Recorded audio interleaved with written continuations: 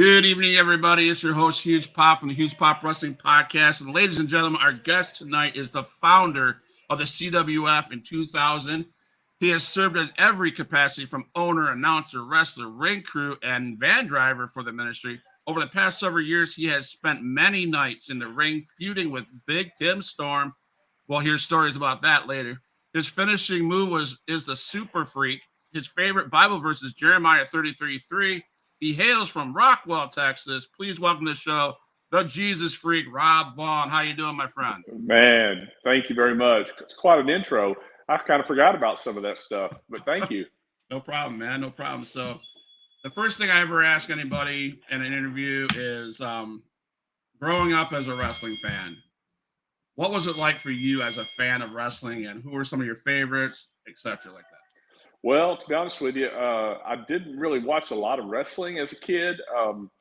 I spend the night with my grandparents on Saturday night. Of course, World Class Championship Wrestling here from the Sportatorium in Dallas was on, and so that's kind of where I first started watching it with my granddad, and late nights from 10 till midnight, and usually would fall asleep sometime before it was over. I usually missed the main events, but I just grew up watching the Von Erichs, and man, I just then Ric Flair would come to town some, and you start seeing these stars come in, and so the Von Erichs were really the first guys that I really kind of followed, and then my senior year of high school, that would have been in the spring of 1988, the last semester I was in high school. In January, some of the football guys and a couple of cheerleaders, we all sit at this big table together and lunch, and they came in one day like, "Oh my gosh, you guys got to go, man, we had so much fun Friday night." And I'm like, "What are y'all talking about?" "We went to the Sportatorium." And so that, thank God, I got in on some of that, and so I got to go. We went about probably 7 or 8 times that spring before we graduated, and we would move closer and closer and closer down to the front. So I got to experience, I mean, the heyday of World Class Championship Wrestling. And one of my greatest stories is one night I made it to the aisle where the heels come up and down to the ring, and so Terry Bam Bam Gordy and Kerry Von Erich are outside the ring, and they're fighting, and here they come up the aisle, and they're right next to me. I'm right there on the end.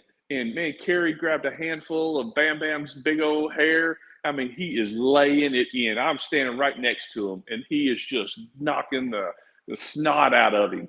And Terry stumbles and falls up against me, and I sit down on the bench there because they were all bench seats, and he is sweaty, soaking wet, and he is in my lap, and Kerry still has a hold of that hair and punching the dog out of him. And then he finally picks him up, drags him back down to the ring, and throws him in. So I got a first-hand seat that night with Terry Gordy. And then fast forward 11 years later, it was my third wrestling match. We're at a high school out in East Texas. I get done with the opening match. I walk back through the back, and the promoter comes up and says, "Hey, you need to go introduce yourself to the main event back there and to tell him you're one of my trainees." I walk back there. I didn't even know who. He didn't even tell me who it was. I walk back there in the locker room. I look up. It's Bam Bam Gordy. Nice. World comes around, huh? That's awesome. Boy, it did. So were you in the building when Santa Claus was there for you at the AEW show? Were you with those guys from CWF? At which one? That one that's about a couple months ago. Your guy who looks like Santa Claus. He was on the Titantron. Oh yes, the beard. Yeah. Yeah, I saw. Okay. I saw. They told me all about it and started sending me video. I was not there that night, but they told me about it. That's awesome, man. So your favorites were growing up would be the Von Erichs, then? Yes. Okay. I followed them closely. That's awesome, man. And then my trainer, I went to high school. I grew up with him, and he was my trainer. We went to school together, and he wrestled down there at the Sportatorium and wrestled with the Von Erichs before they, started tragically passing away. And so, he knew a lot of them really well. Well, 1988, that's the same year I graduated, man. So we're good. We're out. Yeah. So wrestling, can you walk us through your wrestling adventures of training, etc., before CWF was created? So my background is in football. And so I was a high school quarterback, college quarterback. I coached college football. I coached the Arena Football League for the Milwaukee Mustangs. Okay. And I was 28 years old before I finally settled down to get a real job. And so I moved back here to the Dallas area, and I was a personal trainer, and I was getting really big at the time. And these guys, big old dudes, were coming in the gym, and they were from the power team. And they said, man, if you were just a little bit bigger, we might be able to get you on the power team. You know, those guys that break bats and been, you know. And so I did. Once I hit 250 pounds, they got me on the power team. Well, I got on the power team the last 6 months before things really headed south. And so a bunch of those guys left. They started a new group called Team Impact. And so I started traveling with those guys. And then it was December of '98. I was out at a mall in the town I grew up in here in the Dallas area, ran into Calvin Knapp, who wrestled with the Von Erichs down there at the Sportatorium, and ran into him. And he was like, dude, I can't believe how big you are. He said, he goes, man, I run a wrestling school over here in this town, Terrell. He said, why don't you come over and let me train you? And, you know, I'd watched some of the Monday Night Wars and stuff, and I'd kind of been into it in and out, but, you know, it wasn't a priority like it used to be. And so I said, well, I'm 28 years old. I'll go ahead and give it a shot and just see if I can do this. And so I started going over there in January and going twice a week, training at his place. And he had some old guys from World Class come in to help train sometimes. And so after about 5 months of training, I started getting on his shows. He did a lot of shows in the Dallas area and out in East Texas. And so I was wrestling. I was usually on the opening, you know, match or two. And to be honest with you, I really didn't care. It wasn't that big a deal. I really didn't care that much for it. So it was in August of '99. I went down to San Antonio. I spent the weekend with some friends who, Ron and Tisha, and they ran a big music ministry in the San Antonio area. And while I was down there visiting, he said, man, how's that wrestling going? You know, because I was still doing personal training at the time. And I said, man, it's okay. I don't really like it a whole lot. I don't like the people I have to deal with. I don't like the, you know, these wrestlers. And I said, you know, I get tired of going to shows and having 10-year-old kids flip me off and call me names. And I said, so I'm probably about to give it up. Just, you know, really work on my personal training. And he said, man, I wish there was some way you could make a ministry out of that. And then, so I remember us sitting there in his living room, just bouncing around ideas. And it was like, oh, that would be so funny. Oh, that would be great. Oh, if you could do this. And so, anyway, I left the next day, drove back to the Dallas area, and Scott, for a month, it would not leave my mind. It just kept pressing on my brain. You know, what if you could do this? What if you did this? What if you did this? And I just said, Lord, I can't stop thinking about this. If you want me to do something with it, then show me. I'm willing if you'll show me what to do. And so I prayed about it for about another month. And by the end of September of '99, I finally just threw up my hands and said, Lord, if you want me to do something with this, show me. I am yours. Take me, lead me. And sure enough, man, he started just piecing it together. Everything started falling into place. This was right after the internet pretty much, you know, got started. Right. And I found a guy who knew how to make a website, a college kid who just graduated looking for a youth minister's job. And then his roommate from college knew how to do design. And so he made 5 logos. And this logo you see behind me is the one I picked. I paid him $50 for that logo. Wow. And now he's like a bigwig pastor here in Rockwall. And so we laugh about it all the time. And so anyways, I went and bought a ring, and I got a little small warehouse to set it up in. And people started saying, I started going to wrestling shows and watching guys. And I'd find guys who had like Christian songs as their entrance music. And I'd go talk to them after the show. I'd find a guy here, find a guy there. Then I went to Mary Hardin Baylor University because these guys that did my website, my logo, that's where they graduated from. It's down in Belton, Texas. They said, man, there's these guys down there that are crazy about wrestling. So I went down there and met with these guys, and they would drive up every weekend. We'd train together and train. And so those were kind of my first group of guys that wrestled with me. And then 1 month before our very first show, this was April of 2000. I get a phone call from a guy named Tim Scoggins, and he says, hey, I work in a youth group over here at First Baptist Grapevine, and my youth minister got this flyer. He goes, what's this Christian wrestling all about? So I started telling him about it. He goes, yeah, I'm a wrestler from Arkansas. and I'm looking for a place to wrestle here in Dallas. And so he comes out, and lo and behold, it's Tim Storm. And so I met him 1 month before our first show, and he wrestled on that first show with us. And man, he was such a vital part of CWF. And we were just a bunch of young guys just hitting the road and taking any booking we could get. We did 55.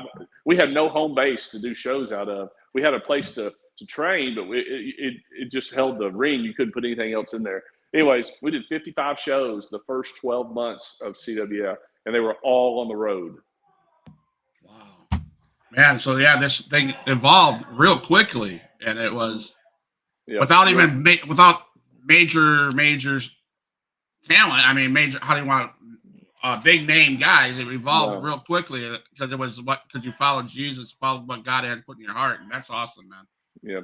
Well, what happened was one of the breaks we got, because social media wasn't around, the internet was still kind of new, and so the first month some people heard about us. A local news station did a story, and it was back when the old AP wire, you could pull stuff off the wire, Yeah. And so news stations started pulling it off and using it, and next thing you know, I started getting phone call after phone call, and we're talking a month or two into CWF.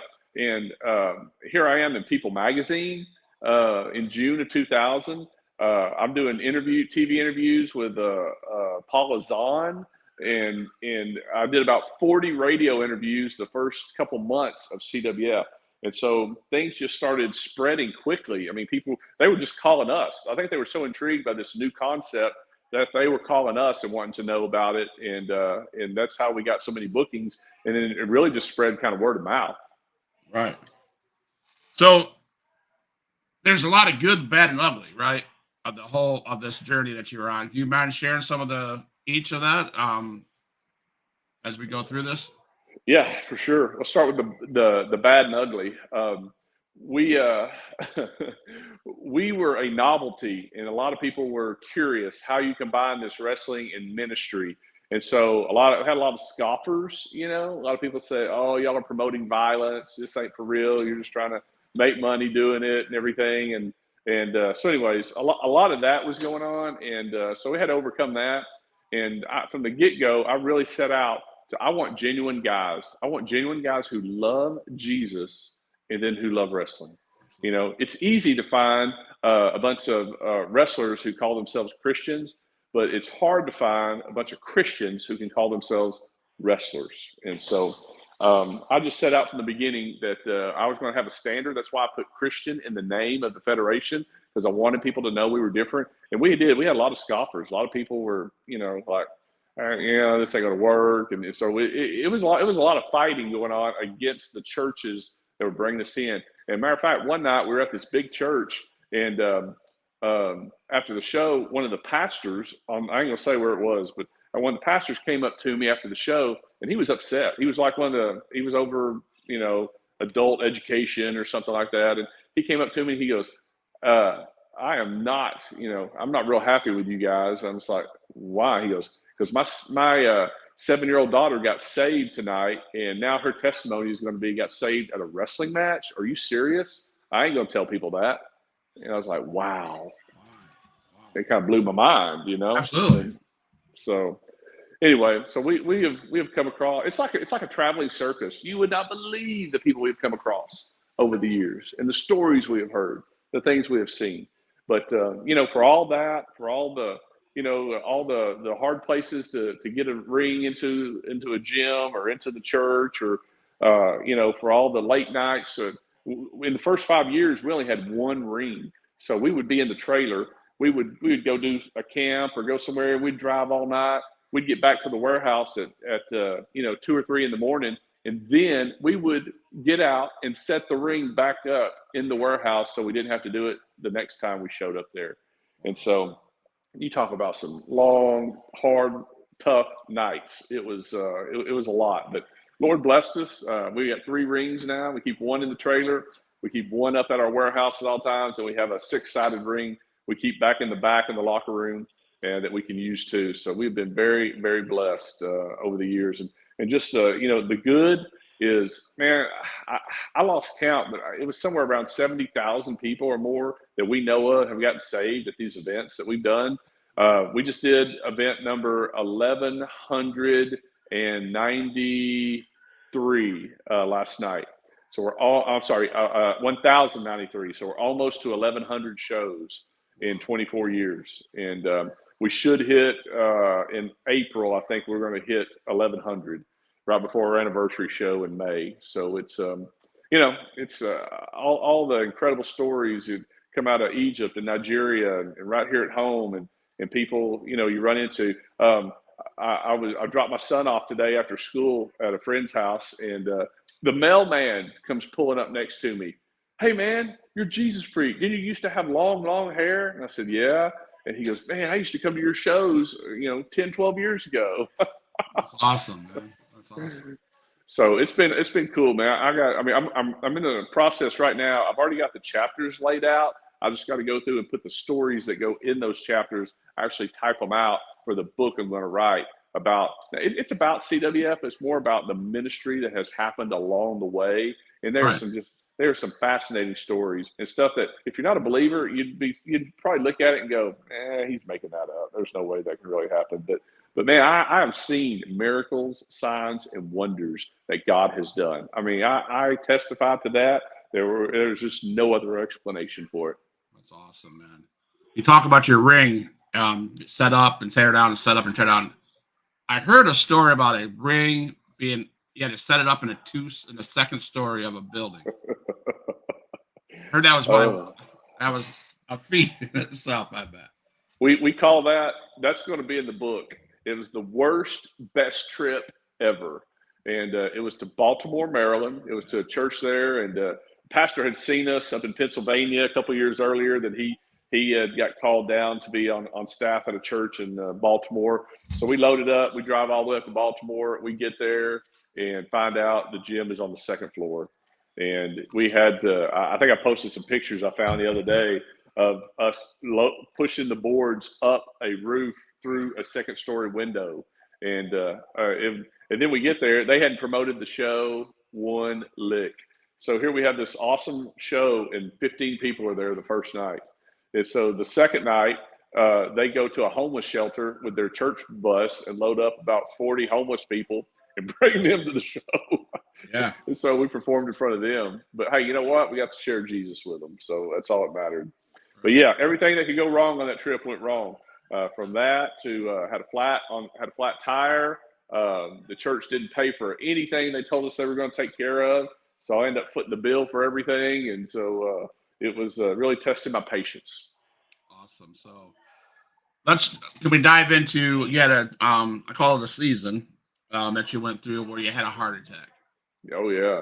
How was that? Can you explain that? Talk about how God brought you through that. Well, you were flashing some pictures up there earlier, and you can tell I was a lot bigger back then in those pictures. Well, I had really worked hard. I got into, really doing some powerlifting, and by the time I was 32 years old, I was bench pressing 400 pounds and squatting, deadlifting 600.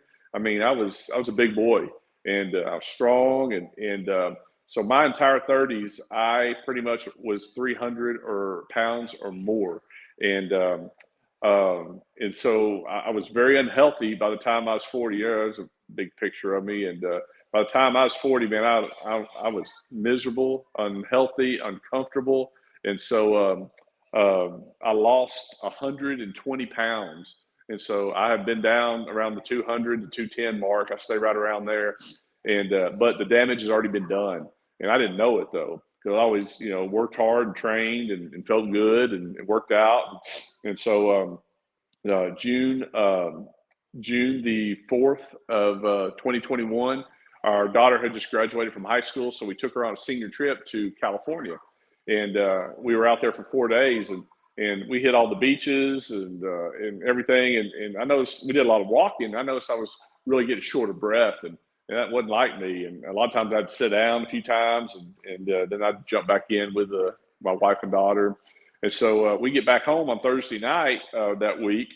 And then on Saturday, we have a show here at the Auditorium and go out. And me and the bishop are in a tag match. And I always tease Big Fitz because he gave me this incredible drop kick. I mean, a 6'7" guy jumping up and giving you a horizontal drop kick to the chin was pretty amazing. He flattened me, And so that night after wrestling, we went to eat at a local restaurant. So my son, I took him afterwards and dropped him off at a friend's house. And I mean, I had no more dropped him off and started leaving the neighborhood, and I started sweating profusely.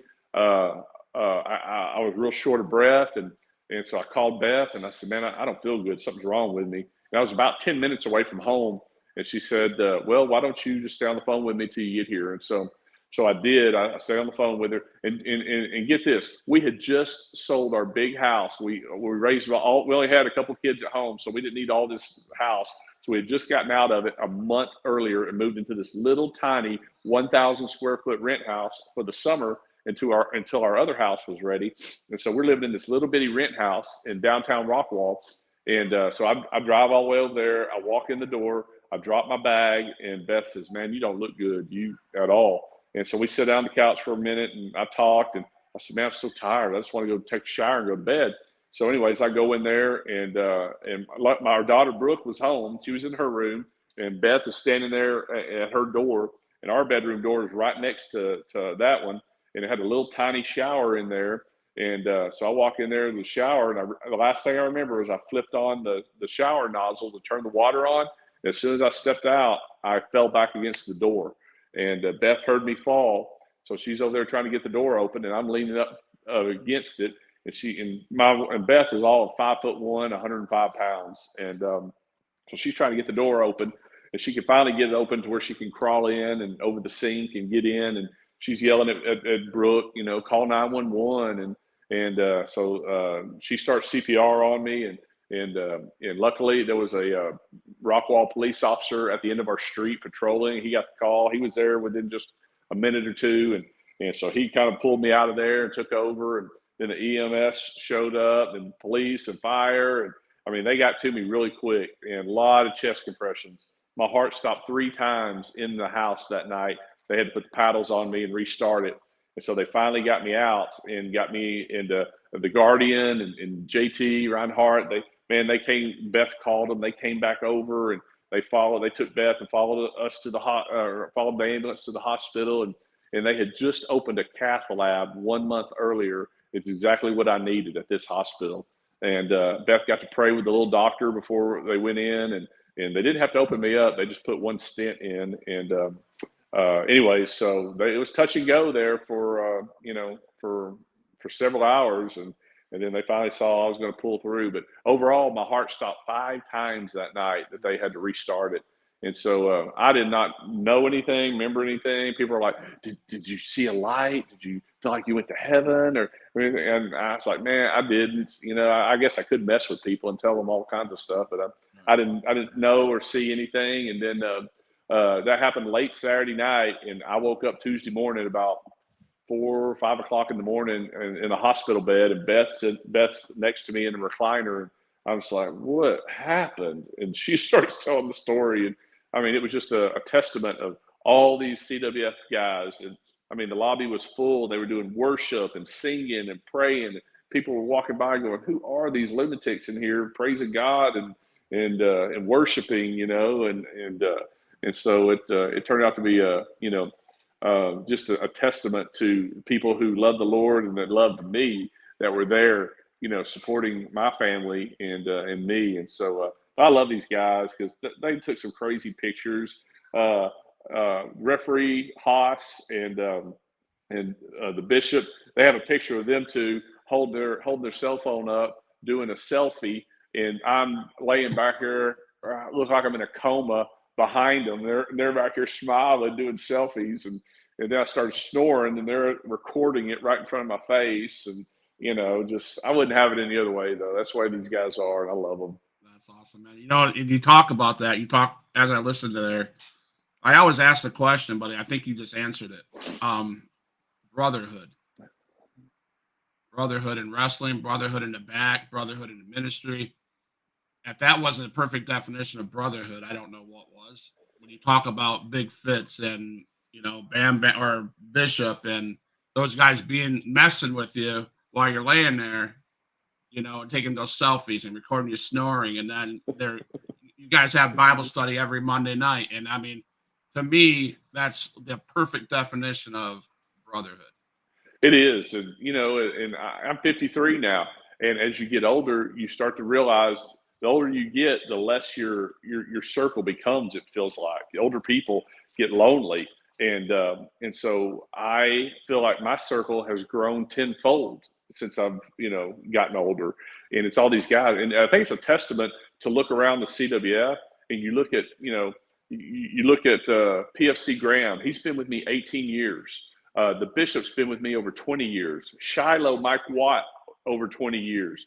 JT, Ryan Hart, been with me 18 years. Tim Storm, APOC, since day one. I mean, how many other people have friends like that they're in still constant contact with all these years, And so it is. And so me and Beth, it's our second marriage for both of us. And when I met her, she said there was two things that attracted me to you. She said it was first your love for Jesus that came through, and second is you had a group of godly men that surrounded you.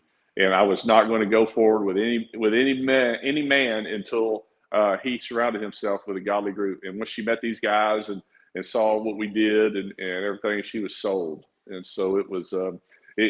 I preach it all the time to these young guys. Man, you don't realize what you got here. I wish I would have had a group like this when I was young and your age, because man, I wouldn't have done some of the dumb things probably that I did, in my 20s. And so, man, we really, at this point in CWF, me and the Bishop, we really work on discipling. We really want to disciple these guys. And because, I didn't grow up with a dad. And so nobody taught me how to be a godly man, a godly husband, a godly father, none of that. And so I had other men that were brought into my life to do that. You wouldn't believe how many of these guys, I remember a few months ago, we were sitting there was a whole bunch of us sitting in the ring. And I said, raise your hand if you grew up without a father. And over half the guys in the ring raised their hand, And so I feel like God's put me here, not just, it was to start this, but over the years, it has morphed into this and has changed a little bit. And I like it because he's really used my story to help share with these other guys that I can relate to them. Absolutely. So back to Baltimore. Somebody asked a question. Ask him about Hydroxycut Phil on that trip and all the things that went wrong. Holy cow. Hydroxycut Phil. So Phil has this hyper streak like you would not believe. And he was really working on his body back then.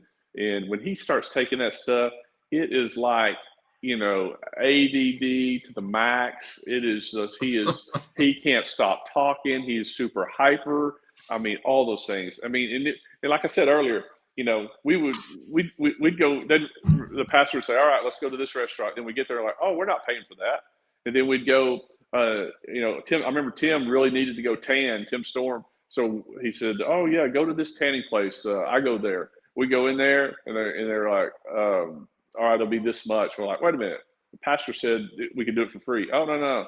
And so we had to pay for that. And then we all wanted to go work out. And he said, yeah, go to my gym. And so he goes, yeah, I've already talked to him. Go in there. Walked in there and they're like, no, we didn't realize we thought we were just one or two of you. We didn't know it was that many of y'all. No, y'all got to pay. I mean, it was just one thing after another. And then, but we made the best of it, man. We went to Washington, D.C. on that trip. We had a Saturday morning off. So we took a train from Baltimore to Washington, D.C. And oh my gosh, Hydroxycut Phil was on that day. He was cracking us up. He was imitating all the presidents. I mean, he was just on fire that day.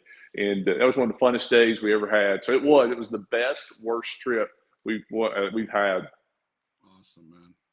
So, yeah, you guys go all over the country, Nigeria, Puerto Rico. There was a match in Puerto Rico. The weather it was wrong and everything was bad.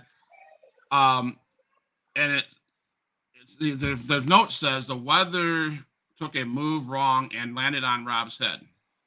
Rob preached about after he walked through the curtain and collapsed. Yeah.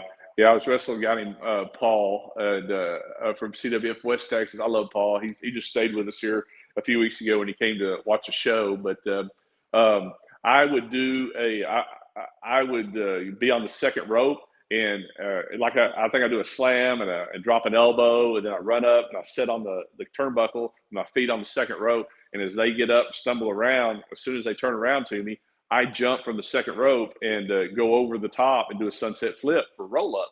And when I went to do the sunset flip, he sat down, and instead of just falling back and taking a back bump, Paul sat down. He sat down on my head, and he squashed me good. And so somehow I got him over. We got the pin, and I stood up and I preached the message real quick that night. And I have no earthly clue what was said. I don't remember doing the invitation. Honestly, I don't remember anything. And after he sat on my head, yeah, and I walked back through the curtain that night. And as soon as I walked through the curtain, Phil just happened to be standing right there, and I just collapsed. He caught me right in his arms and took me down to the ground. And so I ended up being okay. I had a slight concussion, but yeah, that was one of those nights of it's amazing how I don't know if it's from the football background or what, where sometimes you get your bell rung in football, but you just have this instinct to get up and go back to the huddle for the next play. Same thing in wrestling. I've had that happen a couple times in the ring, but you just continue and finish the match, and then afterwards you're like, what did I really do out there? So, but that's what happened in Puerto Rico. Okay, so you like I said, you travel everywhere. The kids from Nigeria have a special place in your heart, I heard. Using the promotional flyers for money, etc. Can you talk about Nigeria and the kids in Nigeria and how they received you and all that stuff? Oh man, Nigeria, it was very special, and we got to go twice. And man, it was just you see the poverty, and you see just the genuineness of just being a kid, and how basic things that we take for granted over here. That like we pulled up to one orphanage, and they had just had a bicycle tire. It was just a tire, and they were just rolling the tire and chasing it. I'm just like, that's about the simplest form of playing you can find, and they were happy.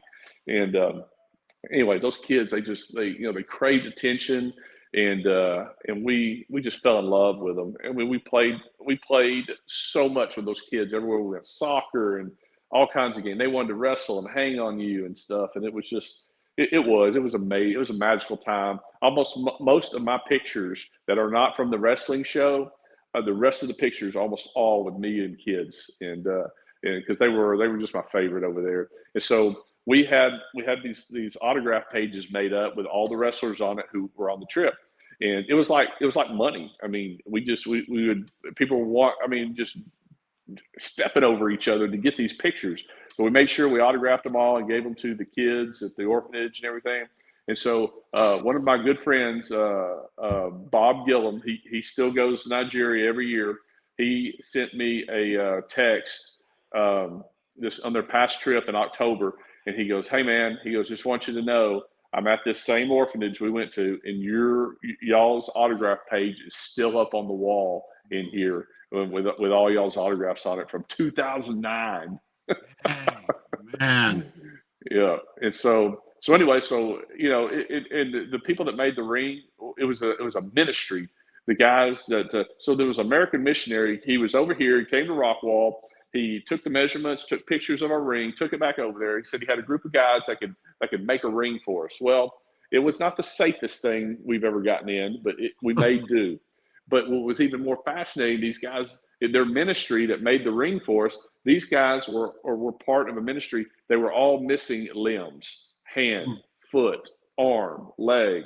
And I was just as happy and proud as could be to make that for us. And so, when we wrestled in different places, or there was the town we were in had 1 million people. So they picked strategic spots around the town for us to go wrestle. And some were outdoor basketball courts, some were outdoor pavilions, some were old broken down soccer stadiums and everything. But and both me and Tim Storm weighed over 300 pounds at the time, and so so we wrestled almost every night. And me and Tim would end up wrestling each other almost every night. And so after one of the matches, we're back there behind our little makeshift locker room, and I'll never forget, this little Nigerian guy comes running up to us, and he is so excited. And he looks, and his eyes are just, he sees both of us standing there in front of him, and he goes, I love it when you fight. He goes, you guys are like two elephants colliding, and it's the ground that suffers. And I Nice, never will forget that, man. It was hilarious. And he just runs off. nice, nice. I heard they had the best. That was where you got the best meal ever. I heard. Oh my gosh. They had a Lebanese restaurant there in town. And once they found out we were in town, they invited us to come over and eat. And man, they shoved, I don't know what, I couldn't tell what we were eating.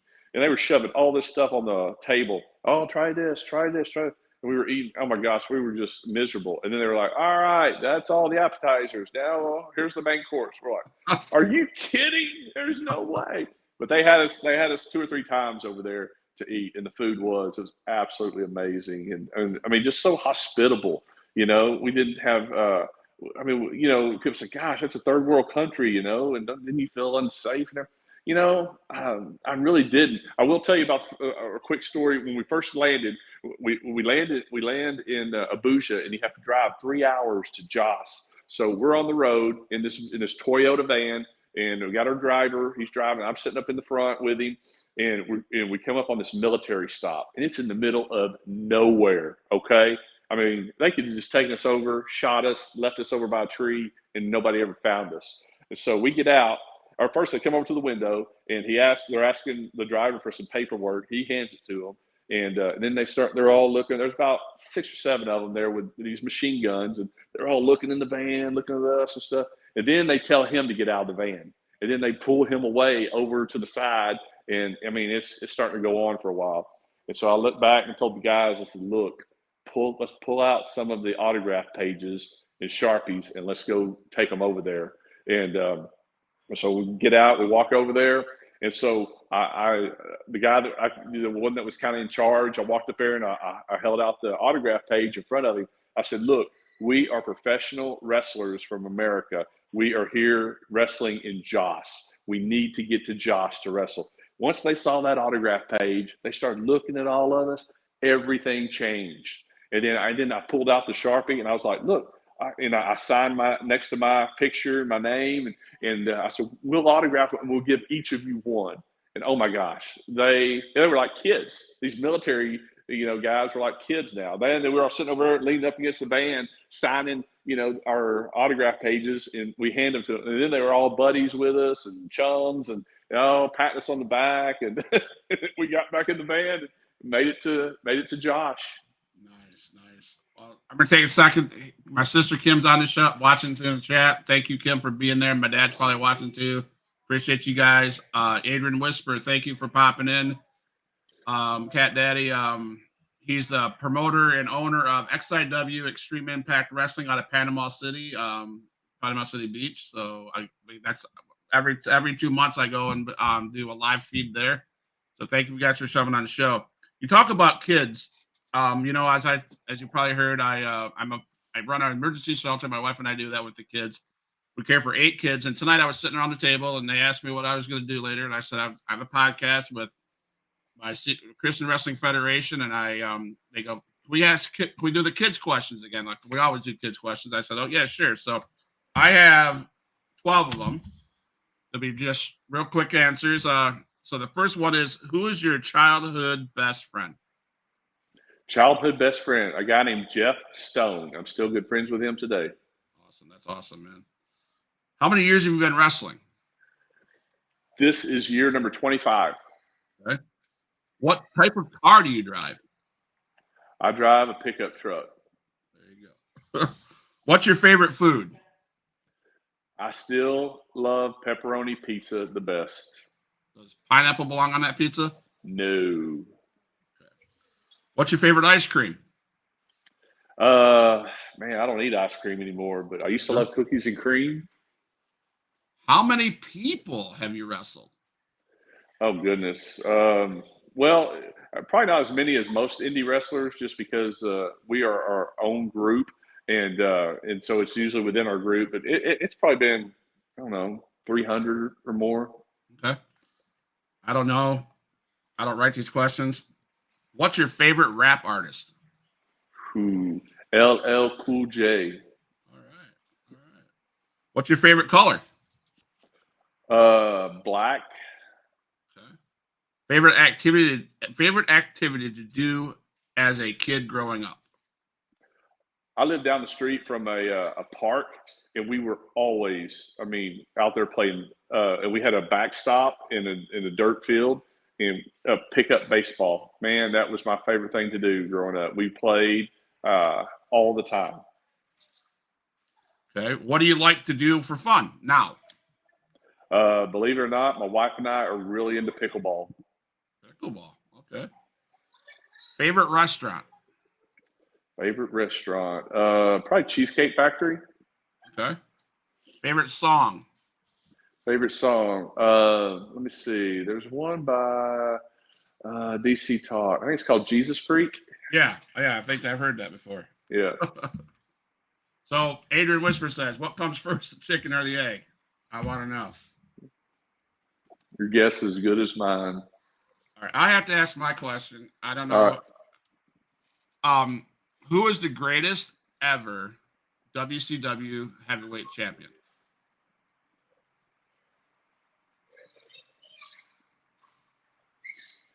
Oh man. I don't know. I probably just have to go with somebody I liked when I was watching it. So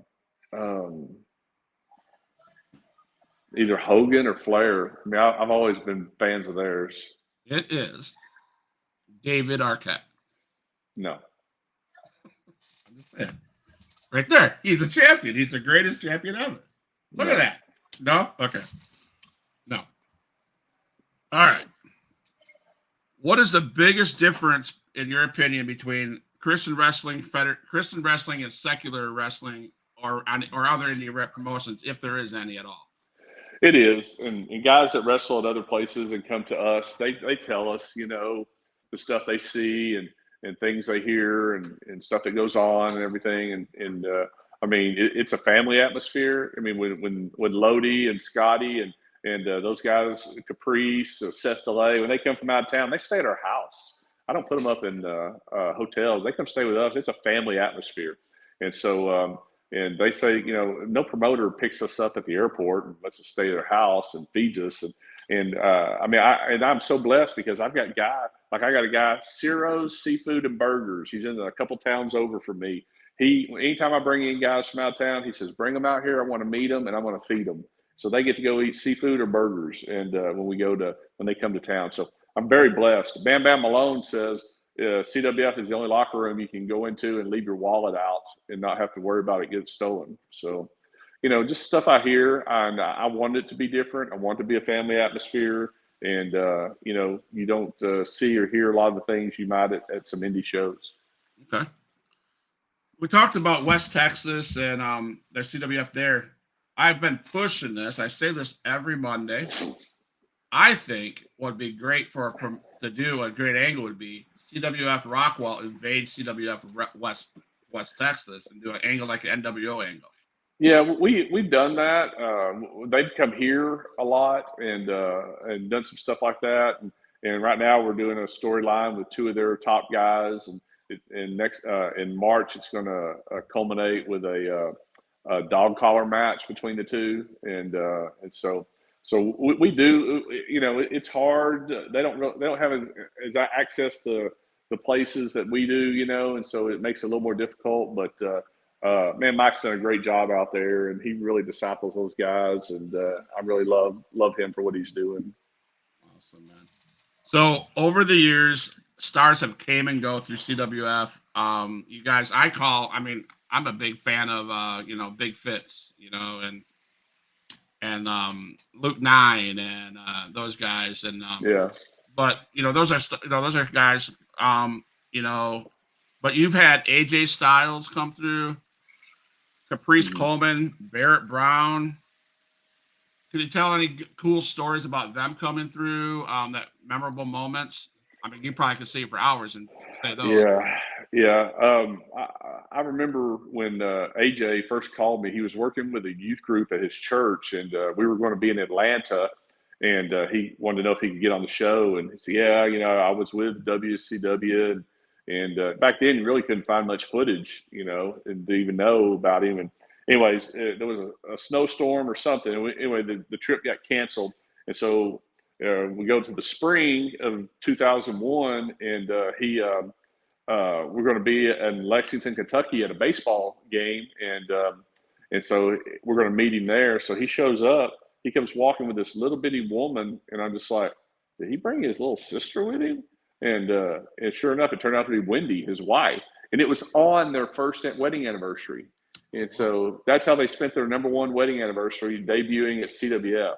And so we watched him wrestle that night, and so he wrestled, and then afterwards, I was asking the guys, "Oh, what'd y'all think about him?" Like, yeah, he's real good, And so all right, well, so he from then on, he traveled with us for about a year and a half. And he'd come to Rockwall a lot, and he'd meet us on the road, and we were traveling in the South, and did a lot of road trips with us, and then he called me one day and says, "Hey man, I need to talk to you." And I said, "What?" He said, "I got this call from Jeff and Jerry Jarrett, and he said they're starting this new promotion out of Nashville called TNA, and they're going to run on Wednesday nights, and they're going to promote this X Division, and they want me to be a big part of it." And he goes, "So I don't know how much I'm gonna get to do with you guys, And I said, "Hey, go for it, man." And of course, the rest is history. And he's done some stuff with us over the years. And I think 2014 was the last time he was here in Rockwall. And man, AJ is just a phenomenal guy. He really is. And not just a wrestling talent, but just a believer, stands his ground. I mean, he preaches. The last time he was here, he preached the message at the end. And then, you look out there, and then here's a big-time superstar, and he's on his knees leading somebody to Christ. And that's what impresses me the most. Not that he can, be on TV and be this big superstar, which is, he is, and that's great. But, man, to see his heart, for Christ and wanting people to know Jesus. And so I love AJ, man. He does stuff for me from time to time with some of our fans, and that people don't even know about, just because that's just who he is. But yeah, we've had some great people come through here. One of my favorites that hasn't been mentioned yet is Dr. Death Steve Williams. Holy cow. We got in on that at the end of his career. What a dude. I would have to pinch myself. Sometimes we're sitting there in a room talking or eating somewhere, and I'm just like, I'm sitting here with Dr. Death Steve Williams. What a dude. I love that guy. That's one guy I've not met. He has not been on the show. So, well, he passed away from throat cancer a while back, but he had the largest head of any human being you've ever seen. He told me at Oklahoma they had to make a special football helmet for him to wear, because his head was so large. But nicest guy. I mean, oh man, I don't have enough good things to say about he was awesome.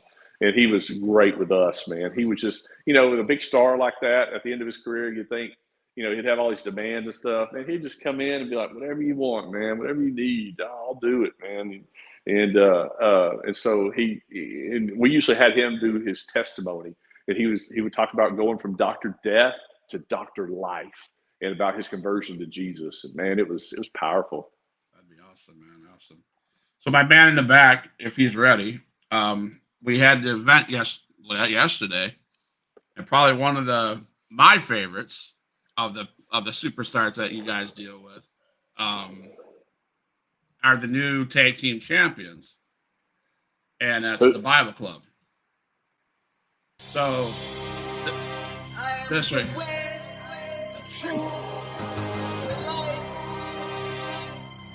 Nobody comes to the Father except me.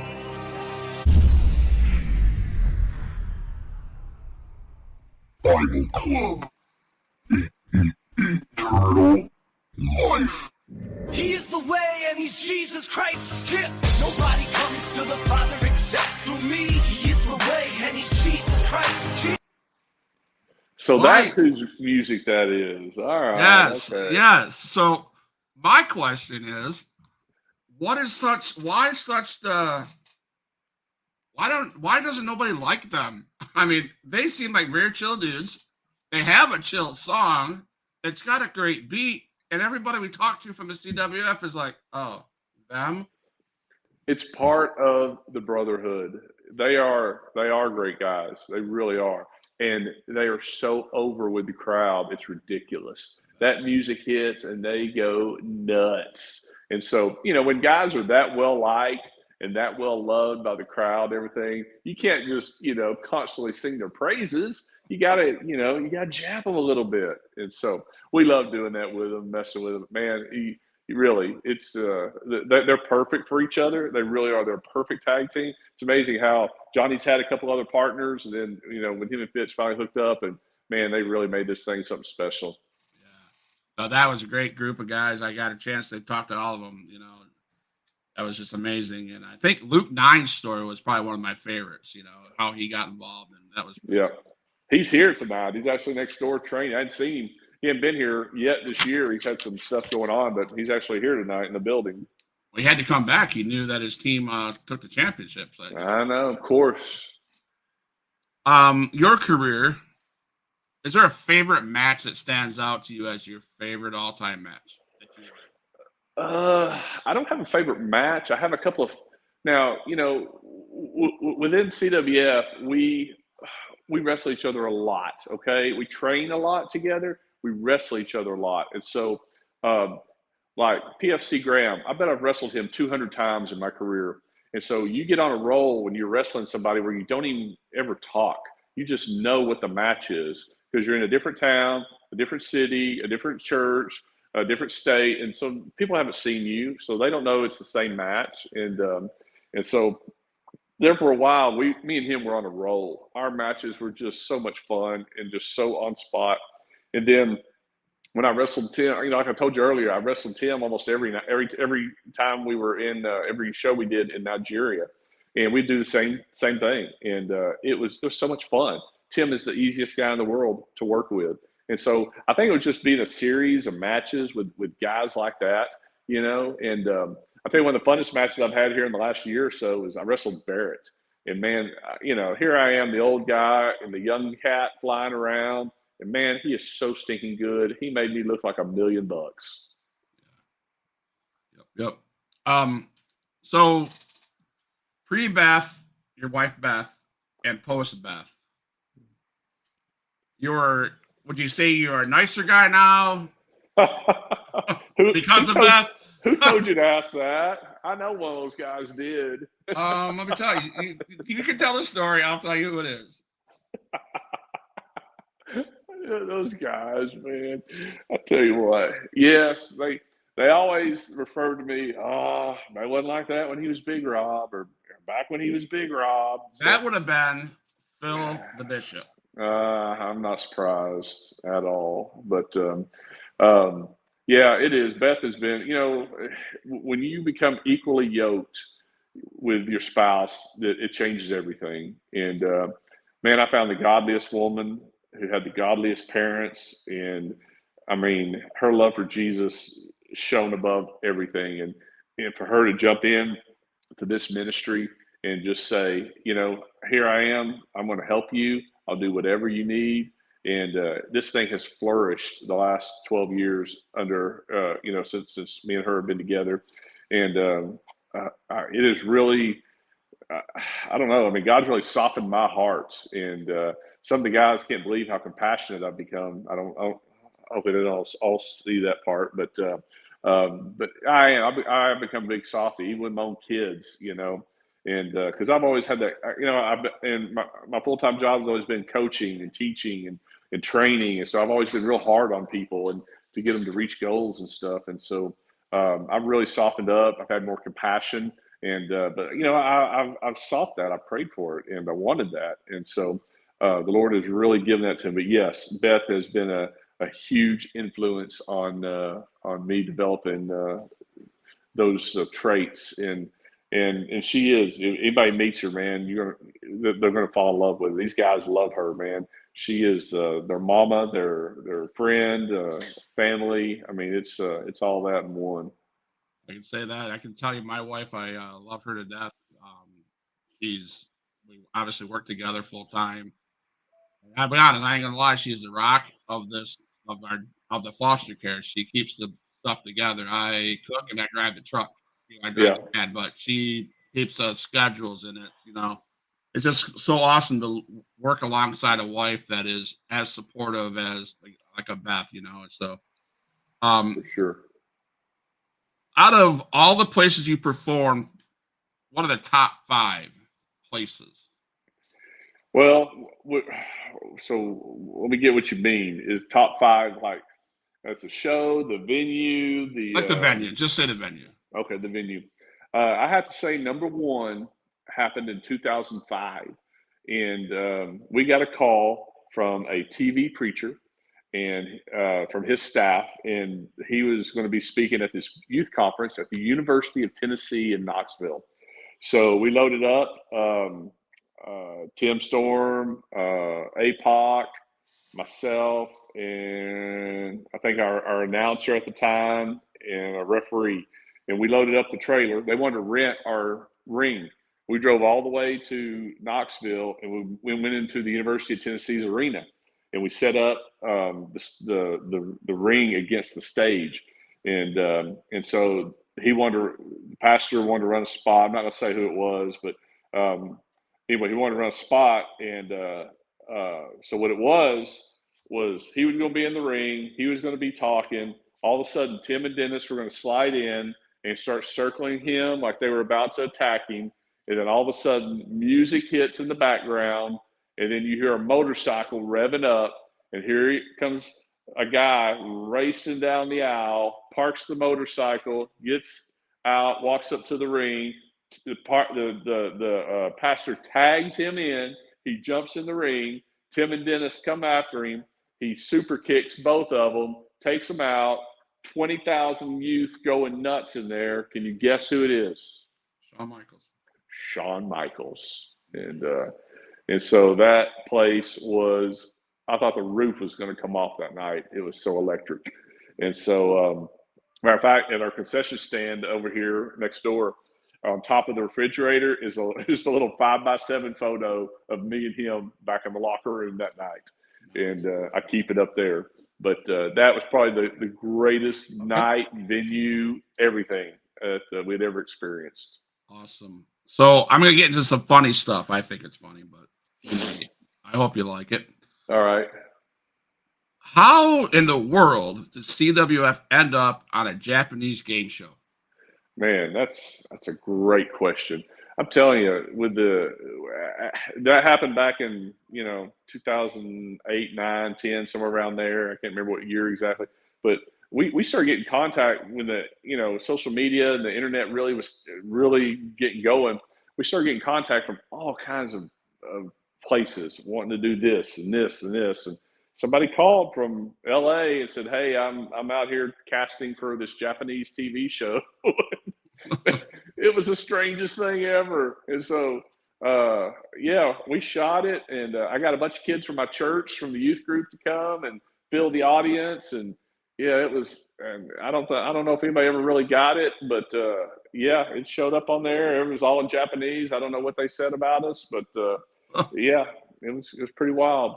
Well, you kind of went on a thing with game shows. You were on the American Bible Challenge with Jeff Foxworthy, and you got beat by 3 sweet little nuns. Man, those nuns were so stinking smart. Ain't nobody was gonna lose to them ladies. And but let me tell you how we got on the show. That's the best part. And so it's at this hotel in downtown Dallas. We get a call. Hey, somebody recommended you guys to us, and we want y'all to come try out. Pick 3 guys. Show up down here. We're going to give you a little test, 30-question test, and then after the test, if everything looks good, we'll get you into the interview and bring your wrestling gear.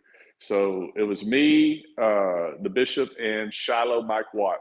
So we get there. You take this little test, and it was like it was funny stuff. It was like who would be considered the Christian on The Simpsons? Ned Flounders, and was the answer. And then finish the words to this song: "Jesus, take the wheel," and so it was some stuff about, it was some basic Bible questions and everything. So we passed our tests, and so they had all these couches. It was a huge lobby in this hotel. They probably had a dozen couches around the wall, and so they would set you on a couch, and you just keep moving down. And then when you get to the end couch, you go upstairs, and then there's a couple more couches outside the waiting room. Then you go in and interview with the man. You saw all kinds of people. I mean, we were sitting on the couch right next to Carrie Job, the gospel singer. She was right next to us, and so we're as we're getting closer, we're seeing all these people and stuff, and I'm like, all right, we have got to set ourselves apart when we go in there. So we went ahead and we went and dressed, and we got upstairs. We went into the bathroom. We put on our wrestling gear, the three of us, and so we got there and we said, hey, let's just kind of get a loose plan. Maybe if this happens, or we'll do something. So we get inside there, and they're like, wow, they're already dressed. And they have this camera set up on a table. There's two of them sitting there, and they're filming stuff, our interview, and they're talking to us. Oh, we're excited about having you guys here. We want to get to know y'all. So we're standing over here against this wall, and they have these two things on stands on either side of us. They're big stands, and it has the American Bible Challenge. It has pictures and stuff, like promotional stuff, and they're over here. And so we want to see your guys' personality. We want to, see what you guys are really like. They asked us some basic questions and stuff. And as the questions got a little deeper, all of a sudden it just turned into a brawl. It's like, hey, don't tell them that. I said, no, I'll tell them that. No, and then next thing you know, a punch starts flying, a kick to the gut, and we are brawling, the three of us. And we end up taking those banners that were on those stands and whacking each other with them and just tearing them to shreds. Man, those people came out of their chairs. They thought that was the greatest thing. And after we walked out of that room, we all looked at each other like, we're definitely on the show. And sure enough, they called us, and we were. Nice. I do want to take a time to, acknowledge Ole Anderson passed away today at 81. Yeah, I saw that. One of the great Anderson, one of the great four horsemen. So I want to touch base on that real quick. Yeah. I will tell you this, man. People that are watching it will be watching. You guys need to check out CWF, Christian Wrestling Federation, Rob Vaughn, the promoter. If anything, I love hearing stories about not about wrestling. It's about the love you have for people. I think I heard a story where you bought a family, Taco Bell after a show. And man, that warms my heart that you guys would do that type of thing and stuff like that. One last thing before I let you go or share your testimony is it true that you won a hair versus hair match, but your hair was cut off? Is that true? Very much so. So my ex-wife, she rocked our son. He is 15 now. He was it was a couple weeks before his birth, and we had just gotten back from Nigeria, and I had super long hair down to here, and we've been building this up. It was me versus Ryan Hart. He had long hair too, hair versus hair match, and so I end up beating him, and we had this of course planned out, and she was there watching that night, and so I think she was a little mad that I won the match and wasn't getting my hair cut, and so I had two guys come into the ring. They grabbed Ryan Hart. They held him down by the arms. I grabbed his big ponytail, and I put the scissors right up to it. And right as I was about to clip it, the two guys holding him drop his arms and lay me out. And then they put the boots to me, beat me down. And then Ryan Hart gets up and gives it the old, ha ha, I had it playing the whole time. And so I am just laying there. I am completely out of it. So they pulled my ponytail back up, cut it off. And so I had to go get a real haircut after that. And so it just happened to coincide with all the pictures for my son's birth. So imagine that. Nice. So I know we've been in an hour and 4 minutes. We got Bible study to go to. But Mr. Vaughn, the Jesus freak, I want you to close the show. Tell people how can someone get CWF to their city? Tell us about, if there's a quick testimony you want to share before to send off the group of people. I'd love for you to do that. And after you're done doing that, I will play a song to close it. But I want to say, talk to you in private personally before you had to do your Bible study. So, Jesus freak, send us off, man. All right. Well, man, we are the Christian Wrestling Federation. The original Christian Wrestling Federation started in 2000. And we have performed in 38 states, 5 foreign countries, coming up on 1,100 events. We've seen over 70,000 people give their lives to Jesus Christ at our events.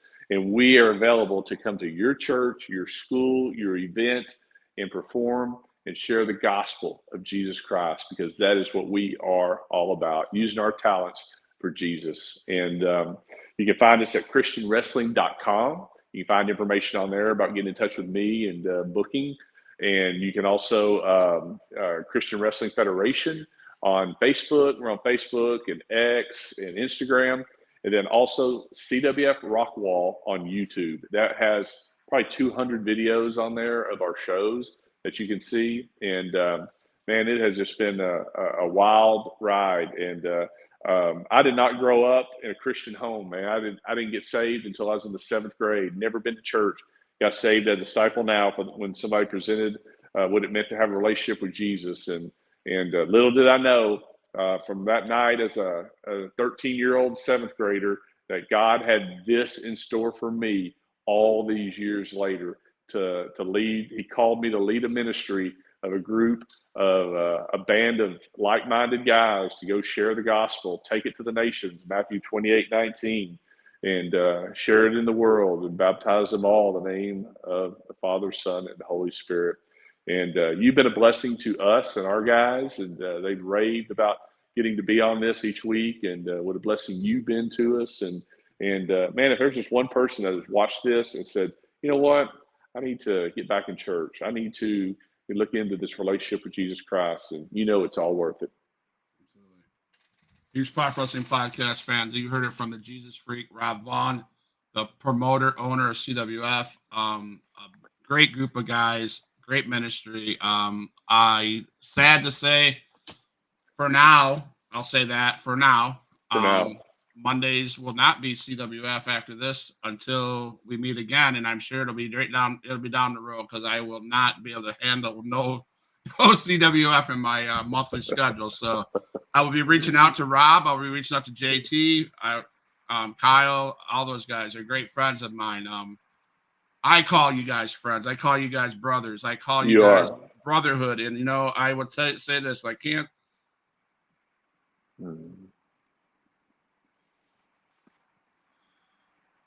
Can't say it enough. When my mom passed away in October, you were there. And I appreciate that. That's what we do, man. I love you guys. Guys that watch this show, please check out Christian Wrestling Federation. Guys, you won't be sorry. I'm Huge Pop. And thank you for watching the show. And again, Rob, I'll talk to you in the lobby. I love you guys. Love you all. All my dogs, make some noise up in this house.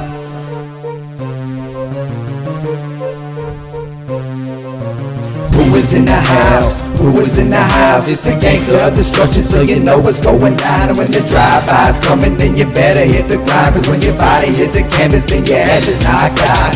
Who is in the house? Who is in the house? It's the gangster of destruction, so you know what's going down. And when the drive-by's coming, then you better hit the grind. Cause when your body hits the canvas, then your ass is knocked out. Fight with Adrian Whisper is like a fight with the devil, because when he's dealing with you, you cannot get on this level. Fight with Adrian Whisper is like a fight with a king. It's like a fight with an army. They got the tanks and everything. He's leaving bruises and stitches, possibly leaving you crippled, cause when he sets up the table and sends you straight through the middle. 6 sadistic free, beat that ass with a light bulb. Leave a piece of glass embedded in the back of your skull. Who is in the house? Who is in the house? It's the gangster of destruction, so you know what's going down. And when the drive-by's coming, then you better hit the ground. Cause when your body hits the canvas, then your ass is knocked out.